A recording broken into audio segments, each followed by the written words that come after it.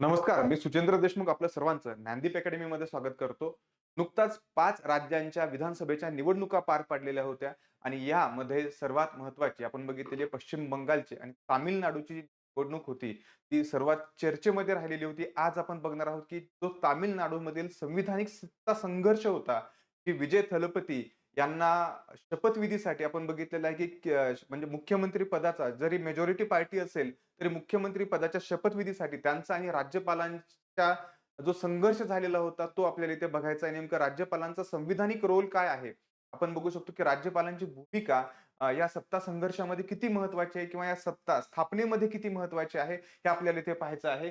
आपण बघितलेलं तामिळनाडूमध्ये टी-व्ही-के पार्टी त्याला म्हटलं जातं की जी सगळ्यात महत्वाची तामिळनाडूमध्ये पार्टी आहे तामिळगा वेट्रिक कझगम याचं टी-व्ही-के असं नाव आहे. आणि ही जी आपण बघितलेलं की विजय थलपती ज्यांचं नाव आहे जोसेफ विजय चंद्रशेखर आपल्याला सर्वांना माहितीच असेल साऊथचे ऍक्टर आहेत. यांच्या संदर्भामध्ये आपल्याला इथे बघायचं की टी-व्ही-के पार्टीने 2 वर्षात कशा पद्धतीने इथे सत्ता स्थापन केलेली आहे आणि या संदर्भामध्ये राज्यपालांची जी संविधानिक भूमिका आहे त्या संदर्भामध्ये आपल्याला इथे चर्चा करायची. आपण पाहू शकतो की तामिळनाडूमध्ये टी-व्ही-के प्रकरण 2026 ची जी आता निवडणूक झालेली आहे त्या संदर्भामध्ये आहे. तामिळनाडूमध्ये आपण बघितलेलं की टी-व्ही-के म्हणून जो आहे तो सर्वात मोठा पक्ष ही जी पार्टी आहे ती म्हणून उदयास आलेली होती आणि इथे जे पक्षप्रमुख आहेत विजय थलपती यांनी सरकार स्थापनेचा दावा केलेला होता. मग इथे राज्यपालांनी त्वरित शपथ न देता फ्लोअर टेस्ट करायला न सांगता यांना आमदारांच्या समर्थन पत्राची इथे मागणी केलेली होती आणि इथेच नेमका जो संघर्ष आहे संविधानिक संघर्ष तो सुरू झालेला होता. नुकतंच बघितलेलं आहे की यांनी मुख्यमंत्री पदाची शपथ घेतलेली आहे. ओके. तत्पूर्वीचा जो संघर्ष आहे तो इथे महत्वाचा आहे. लक्षात घ्या. फ्लोअर टेस्ट ऐवजी त्यांना समर्थन पत्रावरती भर दिल्यामुळे हा संघर्ष चालू झालेला होता आणि सर्वोच्च न्यायालयामध्ये या पार्टीतर्फे जी आहे याचिका विजय यांच्या पार्टीतर्फे दाखल करण्यात आलेली होती. लक्षात घ्या महत्वाची न्यूज आहे पूर्व परीक्षेसाठी, मुख्य परीक्षेसाठी महत्वाची आहे. इथे बघायचं आहे की राज्यपालांचं नेमकं संविधानिक स्वरूप काय आहे? राज्यपाल कोण आहेत? PS2 च्या अनुषंगाने महत्वाचा न्यूज आहे ही. भारतामध्ये जर बघितलं तर राज्यपाल जो आहे तो राज्याचा घटनात्मक प्रमुख असतो. कोण असतो? राज्याचा घटनात्मक प्रमुख आहे. त्याच्यामध्ये भारताच्या राष्ट्रपतींकडून राज्यपालांची ती नियुक्ती केली जाते. कोण निवडतं? तर राज्यपालांना राष्ट्रपती निवडतात. राज्यातील कार्यकारी सत्तेचा एक घटनात्मक प्रमुख म्हणजे तिथे राज्यपाल यांना म्हटलं जातं. यासोबतच हे राज्याचं शासन जे आहे ते संविधानानुसार चालते का नाही हे बघण्याची जबाबदारी कोणाची आहे? तर ही राज्यपालांची असते. याच्यासोबतच केंद्र आणि राज्य यांच्यामधील एक दुवा, एक ब्रिज म्हणून हा राज्यपाल कार्य करतो. आपण काही महत्वाचे राज्यपाल कोण असतो हे बघितलेलं राज्यपालाचं महत्व काय? तर राज्यामध्ये संविधानिक स्थैर्य टिकवणे हे राज्यपालाचं सर्वात महत्वाचं उद्दिष्ट आहे. यासोबतच संविधानाचे रक्षण करणे आणि लोकशाहीच्या मूल्यांचे रक्षण करणे हे काही राज्यपालांना संविधानाने नेमून दिलेली काही महत्वाची उद्दिष्ट आहेत. आता याच्यामध्ये आपल्याला बघायचं आहे हे जे त्रिशंकू विधानसभा जे तामिळनाडूमध्ये जी परिस्थिती झालेली होती, अशा या त्रिशंकू परिस्थितीमध्ये राज्यपालांची भूमिका काय आहे? हे इथे महत्वाचं आहे. लक्षात घ्या तामिळनाडू विधानसभा निवडणूक 2026 जी झालेली होती त्याच्यामध्ये आपल्याला पाहायचंय की घटनात्मक तरतुदी आणि राज्यपालांचा विवेक अधिकार काय आहे? डिस्क्रेशनरी पॉवर राज्यपालांची काय आहे? त्याच्यासोबतच सर्वोच्च न्यायालयाचे निर्णय आणि काही आयोगांच्या शिफारसी या जो संविधानिक पेच निर्माण झालेला होता या संदर्भामध्ये वेगवेगळ्या पंची आयोग असेल, सरकारी आयोग असेल किंवा सर्वोच्च न्यायालयाचे काही शिफारसी सर्वोच्च न्यायालयाने काय-काय केलेले आहेत, हे आपल्याला इथे अभ्यासायचं आहे. त्याच्यामध्ये आपण पाहू शकतो, की तामिळनाडूची 2026 ची निवडणूक झालेली होती. त्या निवडणुकीमध्ये कुठल्याही पक्षाला स्पष्ट बहुमत मिळालेलं नव्हतं. इथे आपण पाहू शकतो टी-व्ही-के जी विजय थलापती यांची पार्टी आहे, विजयांचा पक्ष आहे, त्याला 108 जागा मिळाल्या.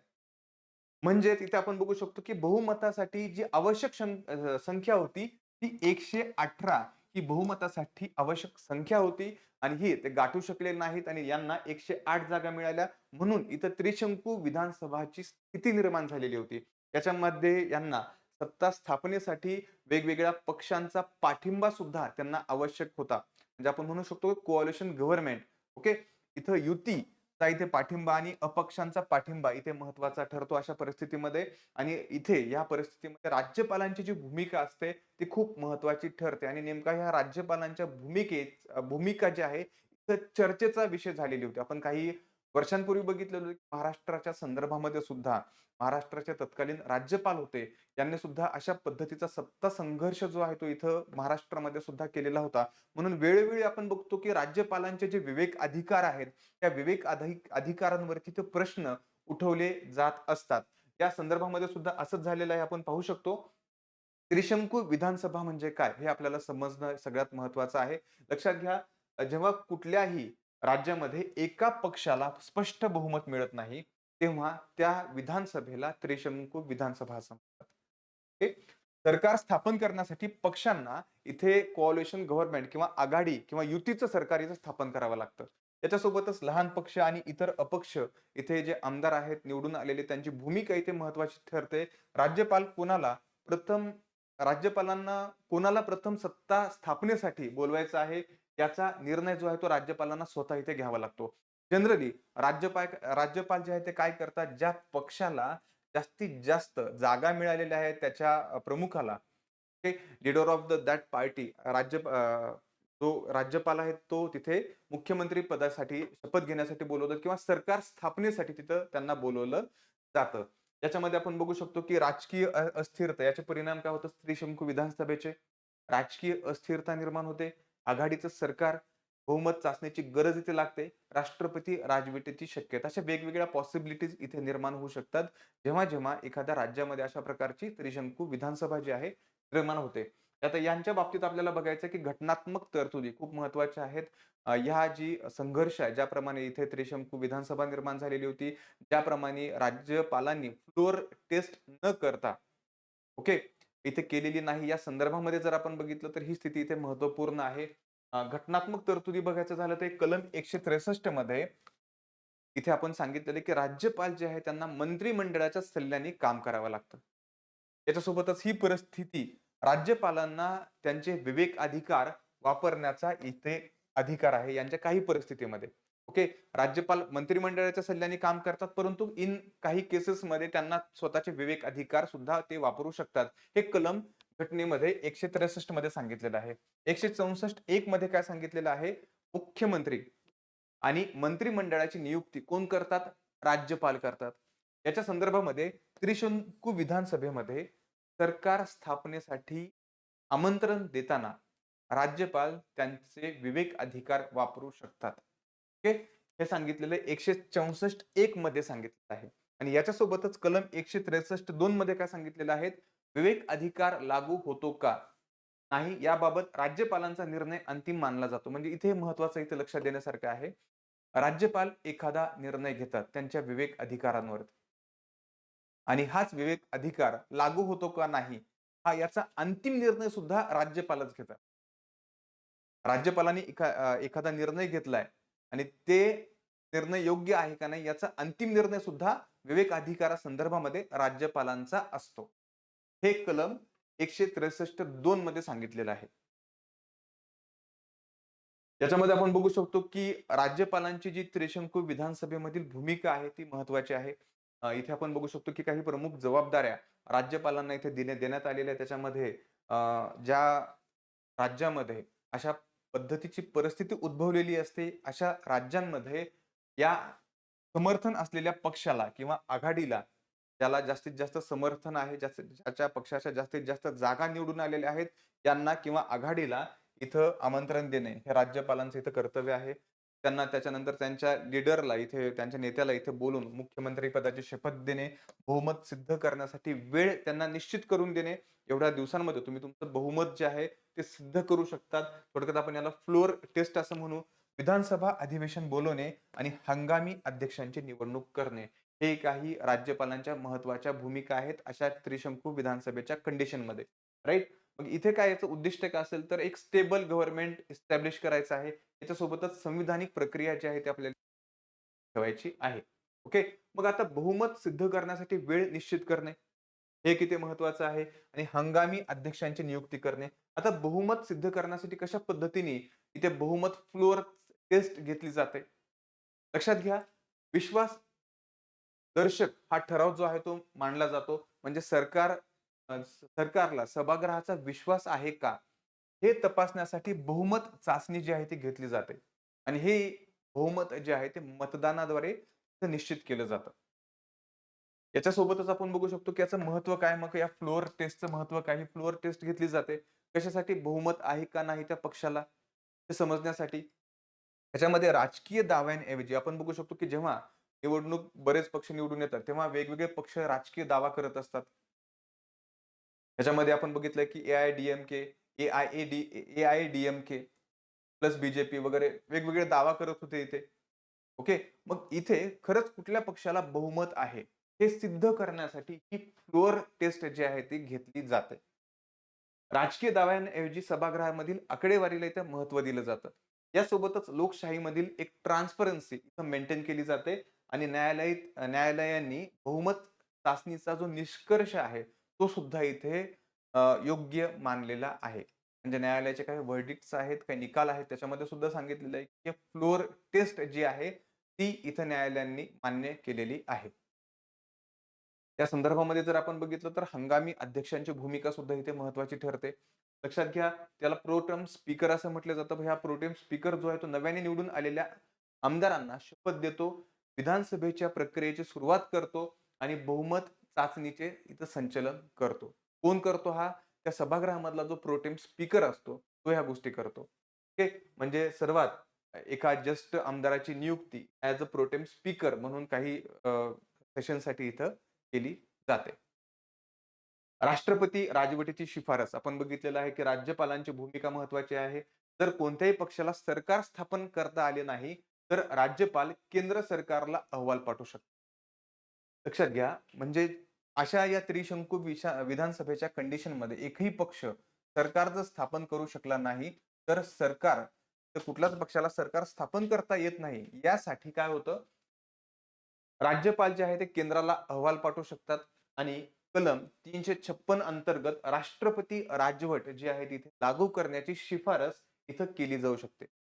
लक्षात घ्या 356 अंतर्गत इथे स्टेट इमर्जन्सी लावण्यात येते. राष्ट्रपती राजवट इथे लावण्यात येते. कारण बहुमताचा अभाव असतो. प्लस जी पॉलिटिकल पार्टी आहे तिथं सरकार इस्टॅब्लिश करू शकत नाही. याच्यासोबतच एक पॉलिटिकल आपण इन्स्टॅबिलिटी तिथे क्रिएट होते आणि सरकार स्थापनेमध्ये इथे अपयश येतं. मग याचं इथं आपण परिणाम जर बघितलं तर डायरेक्टली हा राष्ट्रपती राजवटीमध्ये याचा परिणाम आपल्याला दिसू शकतो. अशा अनेक केसेस आपल्याला भारतामध्ये आत्तापर्यंत झालेल्या दिसतात. त्याच्यामध्ये आपण बघू शकतो, की इथे मग ह्या पेच प्रसंग टाळण्यासाठी काही आयोग सुद्धा निर्माण केले गेलेले होते. त्याच्यामध्ये महत्त्वाचा आयोग आहे सरकारिया कमिशन. मग या सरकारिया कमिशननी या संविधानिक जी स्थिती निर्माण होती अशा प्रकारची, तर या स्थितीबद्दल इथे काय सांगितलेलं आहे, तर लक्षात घ्या. सरकार स्थापनेसाठी कशाला प्राधान्यक्रम द्यायला हवा? तर सगळ्यात महत्त्वाचं आहे स्पष्ट बहुमत असलेला पक्ष. त्या पक्षाला स्पष्ट बहुमत आहे, त्याला तिथे प्राधान्य द्यायला हवं. दुसरं आहे निवडणुकीपूर्व आघाडी. तिसरा आहे सर्वात मोठा पक्ष आणि त्याला बाह्य पाठिंबा असेल, तर त्यांना तिथे काय करायला हवं फ्लोर टेस्टसाठी तिथं प्राधान्य द्यायला पाहिजे. आणि निवडणूक नंतरची आघाडी. ओके. या काही 4 कंडिशन या सरकारी आयोगाने इथे सांगितलेल्या आहेत. मग इथे काही राज्यपालांसाठी विवेक अधिकारासाठी मार्गदर्शक तत्त्वे सुद्धा या कमिशनने इथे मेन्शन केलेली होती. यासोबतच संविधानिक स्थैर्य, स्टॅबिलिटी वाढवणे या सरकारी या कमिशनचा अशा परिस्थितीमध्ये इथे उद्देश होता.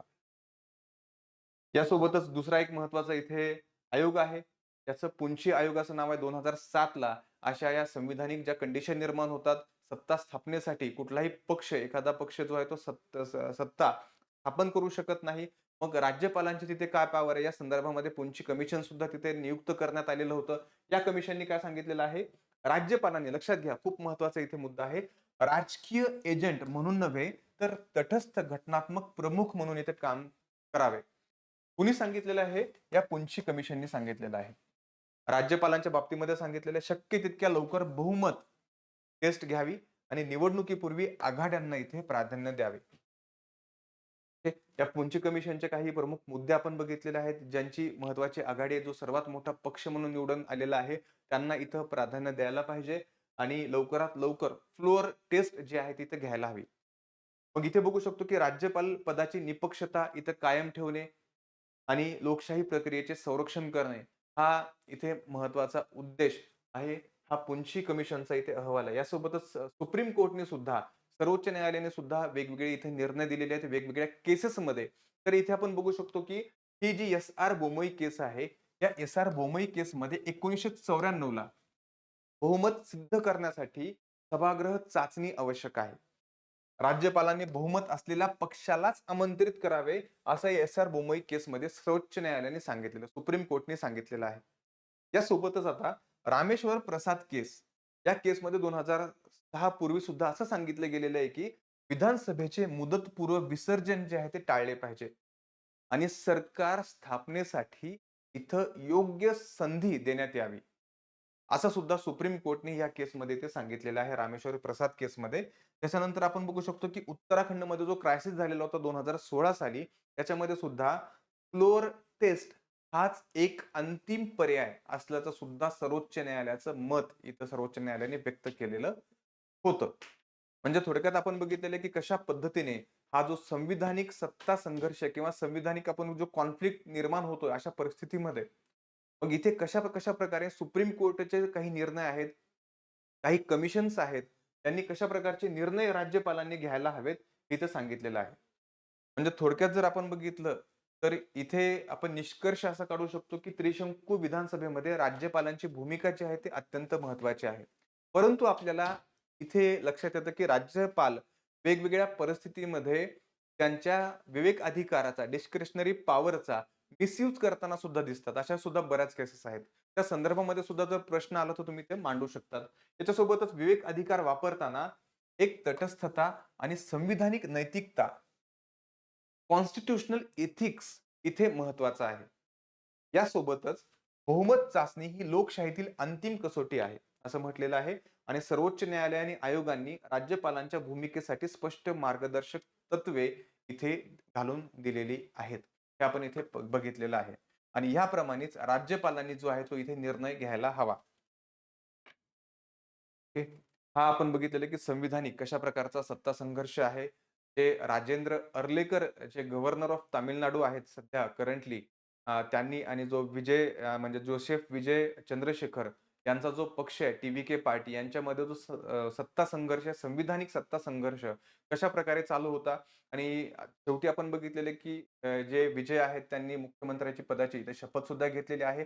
आता फ्लोअर टेस्टसाठी जी आहे ती मागणी करण्यात आलेली आहे आणि आपण बघूयात येणाऱ्या काळामध्ये नेमकं इथे काय होतं. त्याच्यासोबतच जी टी-व्ही-के पार्टी आहे त्यांनी सुद्धा एक कोअलिशन बनवलेलं होतं. त्यांनी काँग्रेसचे 5 एम-एल-एचा सुद्धा पाठिंबा घेतलेला होता. त्याच्यासोबतच आपण बघितलेलं आहे की व्ही-सी-के आणि एक मोठा पक्ष आहे इंडियन युनियन मुस्लिम लीग यांचा सुद्धा इथे पाठिंबा घेतलेला आपल्याला आवडतो. प्रत्येकी 2-2 यांचे एम-एल-ए जे आहेत ते इथे सुद्धा याच्यामध्ये त्या टी-व्ही-केमध्ये तर सामील झालेले आहेत.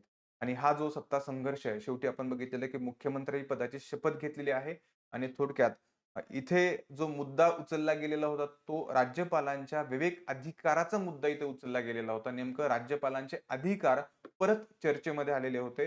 परीक्षेला सुद्धा, पूर्व परीक्षेला, मुख्य परीक्षेला सुद्धा यू-पी-एस-सी असेल, राज्यसेवा असेल, कंबाईन असेल, ह्या जी परिस्थिती आहे आणि राज्यपालांची डिस्क्रिशनरी पॉवर आहेत. काही आपण बघितलेले आहेत. सर्वोच्च न्यायालयाचे काही आपण बघितले व्हर्डिक्ट सुद्धा बघितलेले. त्याच्या संदर्भामध्ये परीक्षेमध्ये प्रश्न जे आहेत ते विचारू शकतात. ओके. तर आपण थोडक्यात आपण जे टी-व्ही-के ज्यांना आपण रिअल स्टार म्हणून मूव्हीमध्ये बघितलं होतं, ते आता पॉलिटिकल स्टार म्हणून उदयास आलेले आहेत आणि नेमकं त्यांची जी टी-व्ही-के पार्टी आहे, येणाऱ्या काळामध्ये कसं कार्य करते आणि तामिळनाडूमध्ये जेव्हा एवढं मोठं सत्ता परिवर्तन जे झालेलं आहे, ए-आय-डी-एम-के, ए-आय-ए-डी-एम-के यांना हरवून जेव्हा ही पार्टी सत्तेमध्ये आलेली आहे आणि येणाऱ्या काळामध्ये कशा पद्धतीचं हे कार्य करेल तामिळनाडूच्या जनतेप्रती, हे सुद्धा आपण पाहणं इथे महत्त्वाचं ठरणार आहे. ओके. आजच्या ह्या लेक्चरमध्ये आपण इथेच थांबूयात. आपण भेटूया आपल्या नेक्स्ट सेशनमध्ये. Thank you.